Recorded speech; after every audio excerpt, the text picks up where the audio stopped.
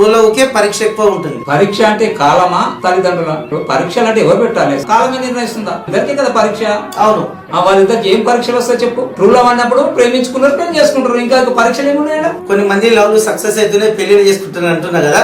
నిజం చెప్పాలంటే నేను చెప్తున్నాను, కొన్ని ప్రేమ పెళ్లిలు అవుతున్నాయి అంటున్నారు. అవును. వాళ్ళు ప్రేమలంటే ఆకర్షణతో కూడుకున్న ప్రేమలు.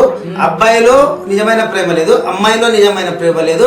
ఒకరికొకరు వాళ్ళ ఆకర్షణతో కూడుకున్నది అపస్మాట్ అని దాన్నే ఆకర్షణ ప్రేమ అనుకొని బాగా వ్యామోహంతో ఇద్దరు పెళ్లిళ్ళు చేసుకుంటున్నారు. కొందరేమో కలిసిన తర్వాత ఇద్దరు చల్లార్చిన తర్వాత వాడి దారి వీడి దారి, అదే హాయ్ నుంచి బాయ్ వరకు అన్నా కదా, హాయ్ అని తర్వాత బాయ్ అని అట్లా జరుగుతున్నాయి. నేను ఒకటే ఒక క్వశ్చన్ అడుగుతున్నా. ఆనాటి నుంచి జోధా అక్బర్ నుంచి వాలంటైన్ డే నుంచి అక్బర్ సలీం వరకు ఎప్పటికున్నా ప్రేమ గొప్పదే. ఇప్పుడున్న కాలంలో పవిత్రమైన ప్రేమని ఈ యువతి యువకులే అపవిత్రంగా చేస్తున్నారు. ఇక్కడ నాకు దెబ్బ కొడుతుంది. ప్రేమ గొప్పదే.